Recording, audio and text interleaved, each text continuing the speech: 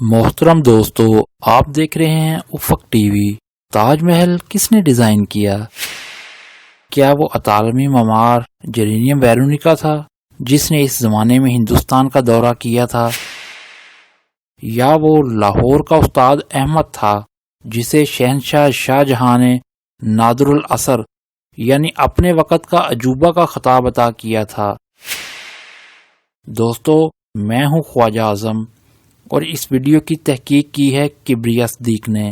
مزید آگے بڑھنے سے پہلے افق ٹی وی پر آنے والے نئے دوستوں سے نہایت ادب سے درخواست ہے افق ٹی وی کو سبسکرائب کریں اور ہر نئی اور معلوماتی ویڈیوز دیکھنے کے لیے ساتھ لگے گھنٹی کے بٹن کو بھی دبا دیں تاکہ ہر ویڈیو بروقت آپ کو ملتی رہے۔ دوستو، تاج محل کا اصل معمار ہمیشہ ہی سے پر اسرار پردوں میں اخفا رہا ہے۔ اس زمانے کی دستاویزات لاہور کے معمار کی طرف اشارہ کرتی ہیں۔ 17ویں صدی کے مسودے دیوان مہندس میں جو 1930 میں دریافت ہوا اور جو قدیم ترین مسودہ ہے اور لطف اللہ کی شاعری کا مجموعہ ہے، بے شمار اشعار شامل ہیں جن میں وہ اپنے والد لاہور کے استاد احمد کا تاج محل اور دلی کے لال قلعے کے معمار کی حیثیت سے ذکر کرتا ہے۔ استاد احمد ایرانی نژاد نجومی انجینئر تھا۔ ایک اور ماخذ کے دعویٰ کے مطابق استاد احمد لال قلعے کے معماروں میں سے ایک تھا۔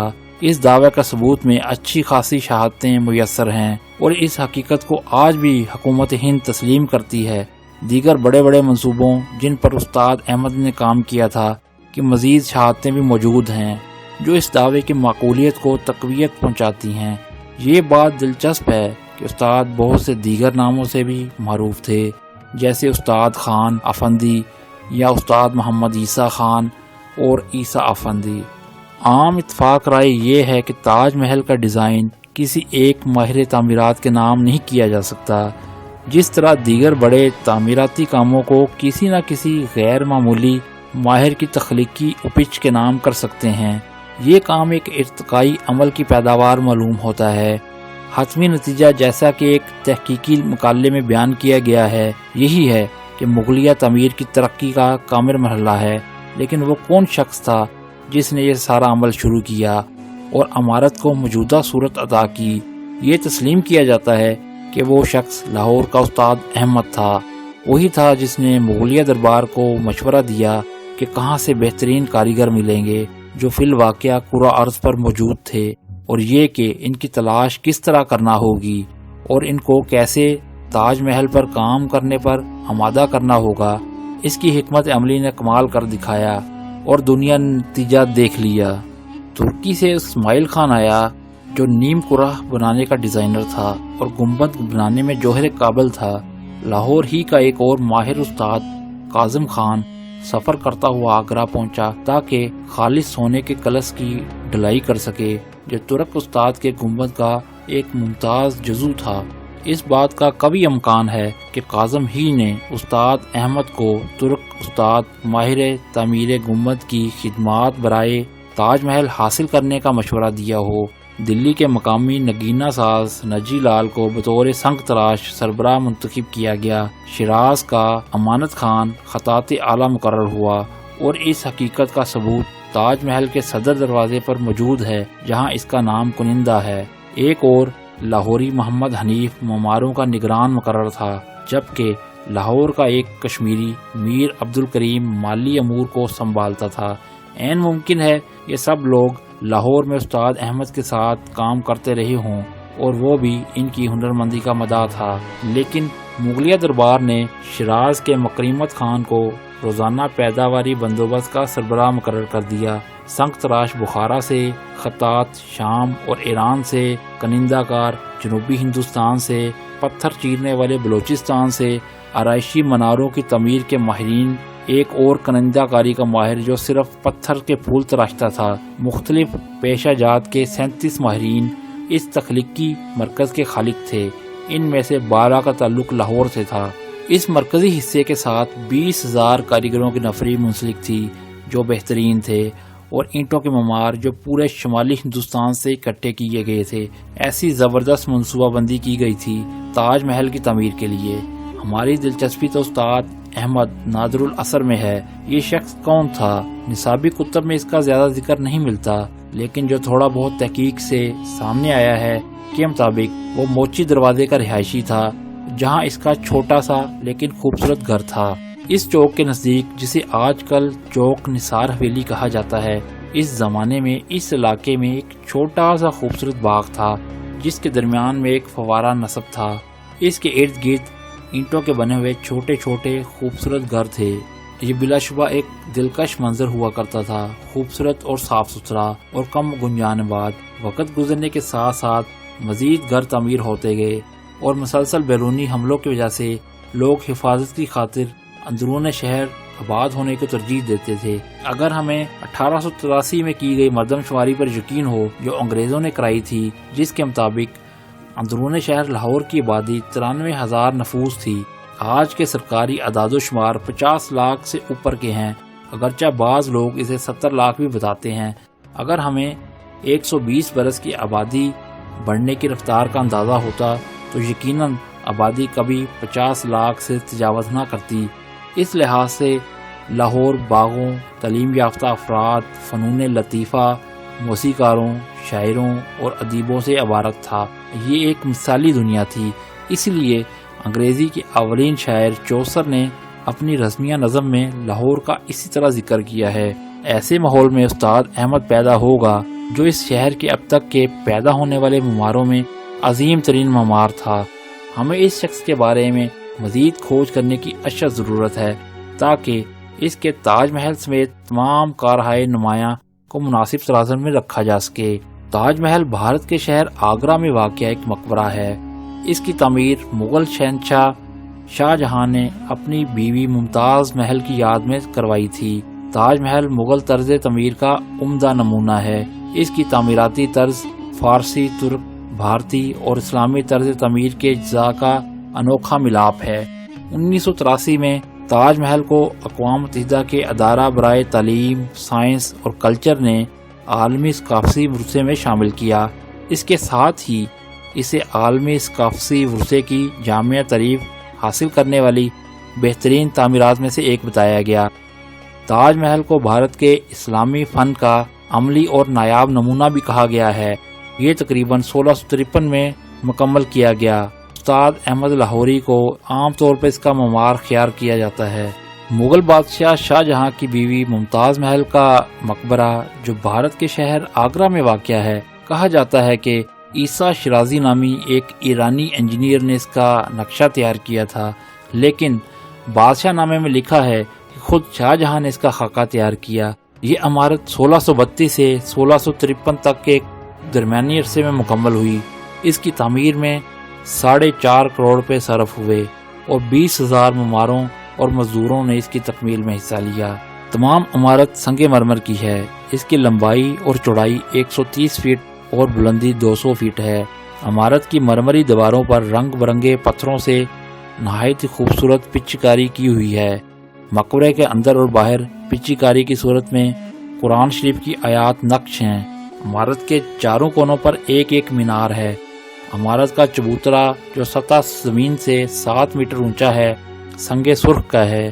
اس کی پشت پر دریائے جمنا بہتا ہے اور سامنے کی طرف کرسی کے نیچے ایک حوض ہے جس میں فوارے لگے ہوئے ہیں۔ مغلیہ طرز کا خوبصورت باغ بھی ہے۔ اس مقبرے کے اندر ملکہ ممتاز محل اور شاہ جہاں کی قبریں ہیں۔ ہر سال اس تاریخی یادگار کو 30 لاکھ سے زیادہ افراد دیکھنے آتے ہیں۔ یہ تعداد بھارت کے کسی بھی سیاحتی مقام پر آنے والے افراد کے مقابلے میں سب سے زیادہ ہے۔ تاج محل مغلیہ دور کے فن تعمیر کا ایک عظیم شاہکار ہے۔ یہ ایک بے مثال عمارت ہے جو تعمیر کے بعد ہی سے دنیا بھر کے سیاحوں کی توجہ کا مرکز بنی۔ محبت کی یہ لازوال نشانی شاعروں، ادیبوں، مصوروں اور فنکاروں کے لیے اگرچہ وجدان کا محرک رہی ہے، لیکن حقیقت میں ایک مقبرہ ہے۔ سن 1874 میں برطانوی سیاح ایڈورڈ لیئر نے کہا تھا، دنیا کے باشندوں کو 2 حصوں میں تقسیم کیا جا سکتا ہے، ایک وہ جنہوں نے تاج محل کا دیدار کیا اور دوسرے جو اس سے محروم رہے۔ آگرہ میں بڑھتی ہوئی فضائی آلودگی کے باعث محبت کی عظیم یادگار کی رنگت سفید سے پیلی ہوتی جا رہی ہے۔ یہ بات مئی 2007 میں بھارتی پارلیمنٹ میں پیش کی گئی ایک رپورٹ میں بتائی گئی۔ اس رپورٹ میں بتایا گیا ہے کہ آگرہ میں بڑھتی ہوئی فضائی آلودگی سے تاج محل کے جگمگاتے سفید سنگ مرمر کو نقصان پہنچا۔ آلودگی کے باعث اس تاریخی یادگار کی خوبصورتی متاثر ہو رہی ہے۔ رپورٹ میں تاج محل کی خوبصورتی بچانے اور سنگ مرمر کو اس کی اصل شکل میں برقرار رکھنے کے لیے اسے صاف کرنے کی سفارش کی گئی۔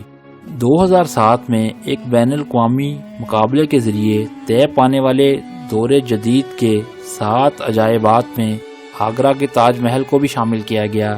تاج محل کو نقل کرتے ہوئے دنیا بھر میں کئی عمارتیں تعمیر کی گئی ہیں۔ ان میں سے چند ایک یہ ہیں: بی بی کا مقبرہ 1651 سے 1661 کے درمیان تعمیر کیا گیا۔ ٹریپولی شرائن ٹیمپل 1928 کو تعمیر کیا گیا۔ ٹرمپ تاج محل 1990 میں تکمیل کی گئی۔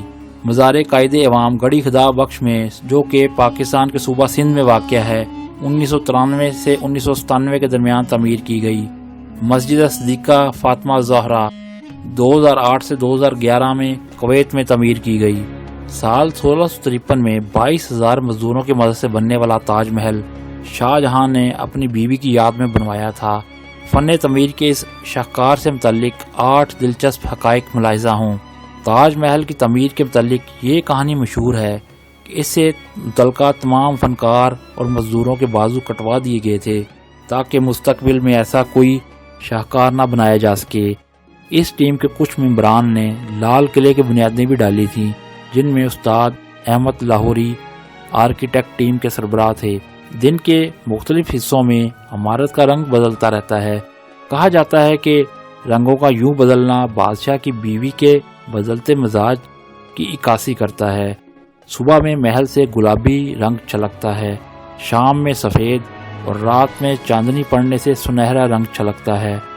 تاج محل کی تکمیل میں کل 22 برس لگے۔ فن تعمیر کے شاہکار پر 32 کروڑ روپے سے زائد لاگت آئی تھی۔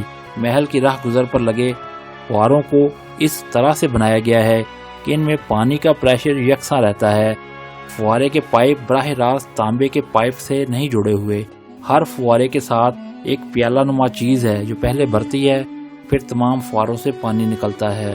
تاج محل کا سانچہ اسلامی فن تعمیر پر مبنی ہے۔ کثرت سے استعمال کیے جانے والے سفید سنگ مرمر کو 28 قسم کے قیمتی پتھر جوڑ کر آویزاں کیا گیا ہے جو دنیا کے مختلف حصوں سے منگائے گئے تھے۔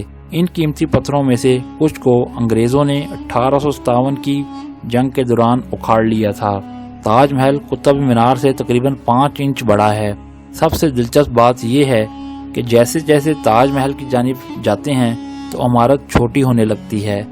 تاج محل کو اس انداز سے بنایا گیا ہے جب اس سے دور جاتے ہیں تو یہ بڑا ہونے لگ جاتا ہے۔ یہ مقبرہ 17 ہیکٹر 42 ایکڑ کمپلیکس کا مرکز ہے جس میں ایک مسجد اور ایک گیسٹ ہاؤس شامل ہے، اور اسے رسمی باغات میں رکھا گیا ہے جس کے چاروں طرف دیوار ہے۔